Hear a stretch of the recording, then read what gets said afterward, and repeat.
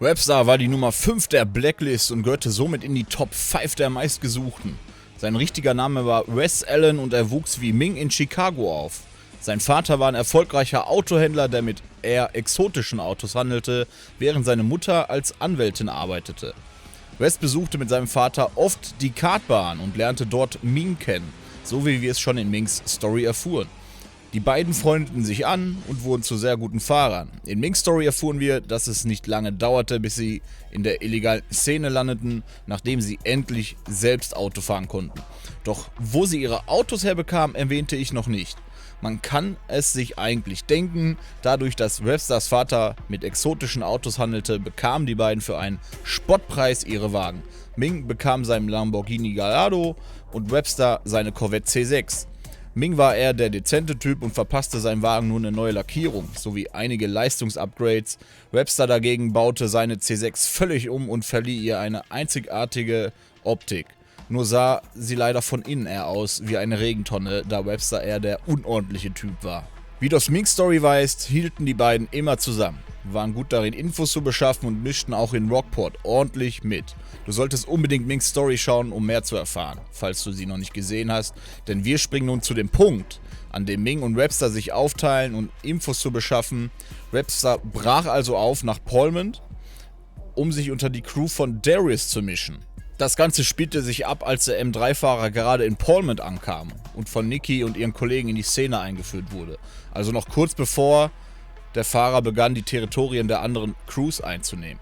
Webster besiegte gezielt Fahrer von Stake Deck, um Aufmerksamkeit zu erregen. Nach einigen Siegen ging er auf die Crewmember zu und sagte, es ist doch blöd, wenn ich euch ständig fertig mache. Ich bin allein in der Stadt, wie wäre es, wenn ich mich euch anschließe und für euch fahre? Euer Stil gefällt mir. Einer der etwas höherrangigen Fahrer der Crew zeigte sich nicht abgeneigt und sagte, okay, wir wissen, was du drauf hast, aber das muss vom Boss abgesegnet werden. Nach kurzer Zeit kam dann ein Treffen mit Darius in einer der Werkstätten der Stake Deck Crew zustande und er kam schnell zur Sache. Okay, wo ist euer Fahrer? Ich habe nicht viel Zeit. Da sah er auch schon Webster und ging direkt auf ihn zu. So, Webster also, was machst du denn hier in Pullman, ne? Webster war überrascht. Du kennst mich? Und Darius sagte natürlich, wer kennt dich hier bitte nicht? Du warst zuletzt in der Top 5 der Rockport Blacklist und davor sogar der zweitmeistgesuchte, bevor dieser Razor mit seinen Leuten auftauchte. Und genau deswegen frage ich mich, was eine so große Nummer dazu bringt, in Pullman aufzutauchen, mit der Idee, sich meiner Crew anzuschließen. Webster stellte keine doofen Fragen und antwortete schnell und selbstbewusst, naja, da du so gut informiert bist, weißt du sicher auch, was gerade in Rockport abgeht. Dort kann man aktuell nicht mal in einen Baum pissen, ohne dass es die Polizei mitbekommt. Ich liebe mein Auto und mein Auto liebt die Straße, also bin ich auf der Suche nach einem Neuanfang und da du hier als schnellster Fahrer bekannt bist, dachte ich mir, es wäre nur gerecht, deiner Crew beizutreten. Oder glaubst du, ich würde mich mit meinem Talent mit einer dieser anderen drittklassigen Crews hier in Pullman zufrieden geben? Mit diesen Worten hatte er Darius schnell überzeugt. Webster erweckte den Eindruck bei Darius, er würde zu ihm aufsehen. Und Darius mochte Schmeicheleien dieser Art. Darius stimmte letztendlich zu und sagte, Webster solle seine Gebiete verteidigen, falls es jemand wagt, dort Ansprüche zu erheben. Und er solle diesen einen Typen nicht in die Quere kommen, der gerade die anderen Crews für ihn fertig macht. Webster warf ein, oh, du meinst den Most Wanted von Rockport? Darius schaute verdutzt und Webster sprach weiter.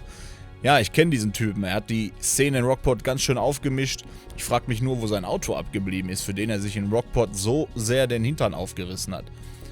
Darius sagte, ja, ich kenne seine Vorgeschichte, er hatte Schwierigkeiten, also habe ich ihn bei mir aufgenommen. Webster sagte, verstehe, sehr nett von dir, aber okay, sag mal, was zum Teufel ist das bitte für eine Monstrosität von Auto? Webster sprach Darius auf sein Audi an. Kann ich ihn mir mal ansehen? Ich bin mit exotischen Autos aufgewachsen, aber so ein Teil habe ich noch nicht gesehen. Und dann auch noch von Audi?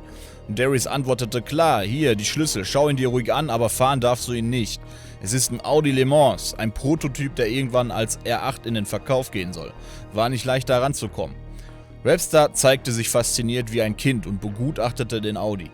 Als er drin saß, laberte er wie ein Wasserfall weiter, wie toll der Wagen ist und nahm das Cockpit genau unter die Lupe, als suche er nach etwas und warf das Radio an und setzte dann zu einem Schachzug an, denn er hatte etwas geplant. Yo Darius, vor lauter Freude trocknet mir der Hals weg wie Dörrfleisch.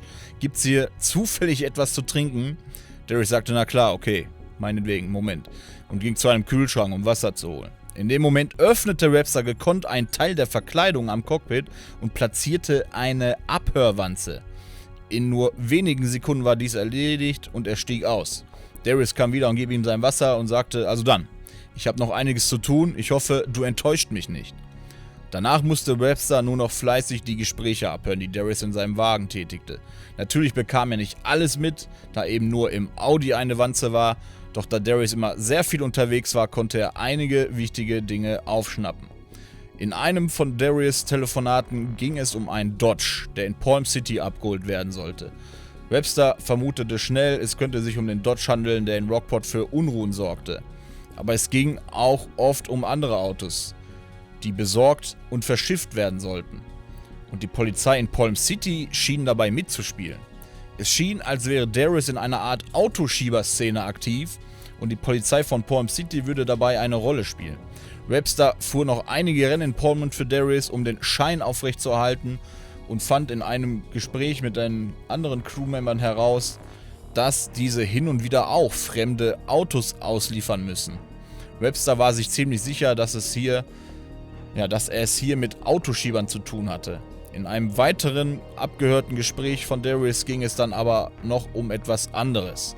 Darius erkundigte sich bei einem für Webster noch unbekannten Typen, ob er den Wagen aus Palm City abgeholt hätte und dass er dann ein neues Ziel für ihn hat. Darius erzählte dem Mann am Telefon, dass sein alter Rivale aus Bayview gerade die ganzen Gebiete der anderen Crews einnimmt und er damit rechnet, dass er auch vor seinem Gebiet keinen Halt machen wird, obwohl er eigentlich für ihn fährt.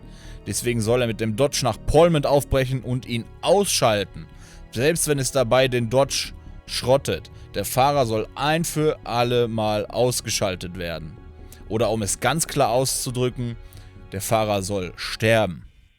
Webster war geschockt und brach an diesem Punkt auf, nachdem er Ming nach einem Anruf ein Update gab. Doch musste er sich erstmal noch etwas einfallen lassen, um sein Verschwinden zu erklären, damit Darius keinen Verdacht schöpft. Er rief Darius an und sagte, Yo Darius, du hast doch eine Vorliebe für besondere Autos. Ich habe da Infos über einen Prototypen, an dem Nissan arbeitet, welcher der Nachfolger vom Nissan Skyline R34 werden soll. Wie dein Audi Le Mans scheint es. Ein wahres Monstrum zu sein und mein Vater scheint demnächst ein Meeting zu haben, wo einer dieser Prototypen steht. Vielleicht kriege ich da was zustande. Darius sagte, Webster, du beeindruckst mich. Dann mach dich mal auf und lass mir Bilder und Daten zukommen, sobald es geht. Das klingt sehr interessant. Webster hatte Darius also in der Tasche und machte sich somit nach Rockport auf. Zurück in Rockport glichen Ming und Webster ihre Infos ab und klar war schnell, bei dem Typen am Telefon, mit dem Darius sprach, handelte es sich um Caleb. Und er war 100%ig der Fahrer des Dodge Challenger. Außerdem sah es danach aus, als würde Darius Geschäfte mit dem Polizeibeamten Mercer in Palm City machen. Wie wir aus Minks Story wissen, entschieden sich die beiden einige Infos mit Cross zu teilen. Ming telefonierte also mit Cross und klärte ihn über Caleb auf. Und auch, dass Caleb darauf angesetzt wurde, den Most Wanted auszuschalten, was in Minks Story noch nicht erwähnt wurde. Cross sagte, okay, Darius hat also seinen Hund auf den Fahrer angesetzt. Ming war überrascht und fragte, Sie wissen über Darius Bescheid? Cross sagte, ja, ich habe mit ihm zu tun und habe durch das Verhör von Clarence Callahan einige interessante Dinge über ihn erfahren, bevor ich suspendiert wurde. Die Sache ist die, ich habe bereits einen Plan, was Darius angeht. Doch kann ich diesen nicht mehr umsetzen, wenn ich mich jetzt um Caleb kümmere. Alles würde auffliegen und Darius wäre gewarnt. Deshalb würde ich es begrüßen, wenn du dich mit Webster um Caleb kümmern könntest. Ming war erschrocken. Cross sollte doch gar nicht wissen, mit wem er spricht, und fragte direkt, woher er es weiß. Cross sagte, naja, du hast es mir ja gerade bestätigt. Ich hatte da nur so eine Vermutung.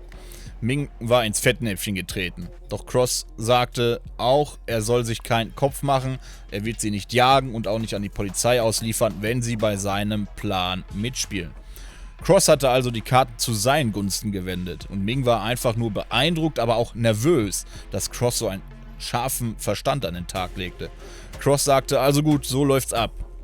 Wenn Caleb den Fahrer erwischt, ist auch mein Plan zum Scheitern verurteilt.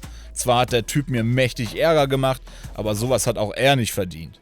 Ihr werdet dafür sorgen, dass dieser Caleb von der Straße verschwindet, ohne dass Darius oder der Most Wanted mitbekommt, dass ihr dafür verantwortlich seid. Ich kümmere mich um den Rest, was Darius angeht, wenn die Sache durch ist. Ihr haltet euch ab diesem Punkt dann raus. Verstanden? Ming stimmte zu und sagte, okay, wir werden uns etwas einfallen lassen, um Caleb aus dem Weg zu räumen. Doch ich habe da noch eine Frage. Was passiert mit Baron? Ihnen sollte auch klar sein, dass er unschuldig ist nach allem, was sie jetzt wissen. Cross sagte, er kann nichts für Baron tun, solange er suspendiert ist. Im Moment ist ihm nur erlaubt, als Kopfgeldjäger die Polizei zu unterstützen. Wenn aber alles glatt läuft und er seinen Job bei der Polizei zurückerhält, wird er dafür sorgen, dass Baron freikommt. Und was ist mit Izzy? Fragte Ming. Sie hat es verdient, die Wahrheit zu erfahren. Immerhin hat sie ihren Bruder durch Caleb und Darius verloren.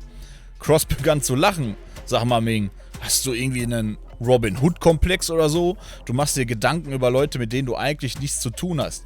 Aber was soll's? Irgendwo ist es ja auch eine gute Charaktereigenschaft, auch wenn du nur ein Street Racer bist. Im Gegensatz zu euch hat sie sich nach der Nummer in Rockport gestellt und führt nun ein ruhigeres Leben, wenn auch auf Bewährung. Ich werde Izzy aufklären, sobald alles vorüber ist. Wenn wir es jetzt tun, könnte sie mit einer Kurzschlussreaktion den Plan gefährden und sich selbst auch in Gefahr bringen. Und jetzt nochmal zu eurer Aufgabe. Die Daten, die ich über diesen Dodge habe, lassen mich darauf schließen, dass ihr vermutlich nicht mit ihm mithalten könntet, wenn er versucht zu flüchten. Ihr seid zwar ausgezeichnete Fahrer und eure Autos sind relativ schnell, doch wird es nicht reichen, um mit dem Wagen mithalten zu können. Ihr solltet also in Erwägung ziehen, den ehemaligen Most Wanted auf eure Seite zu ziehen, der hier das Sagen hatte, bevor Razor mit dem M3 auftauchte. Ming sagte, meinst du etwa Cross? Ja, genau, den meine ich. Er ist immer noch auf freiem Fuß. Dann beendeten sie ihr Gespräch. Ming klärte Rapster auf und sie machten sich für ihre Mission bereit. Findet den ehemaligen Most Wanted und schaltet Caleb aus, bevor er den M3-Fahrer erwischt. Im Eifer bemerkten unsere zwei Superspitzel allerdings nicht, dass sie selbst beobachtet und ausgehorcht wurden. Doch war es keine feindlich gesinnte Person, sondern eine junge Dame, die sich draußen unter einem offenen Fenster vor Ming und Websters versteckte und die sehr an der Geschichte interessiert war.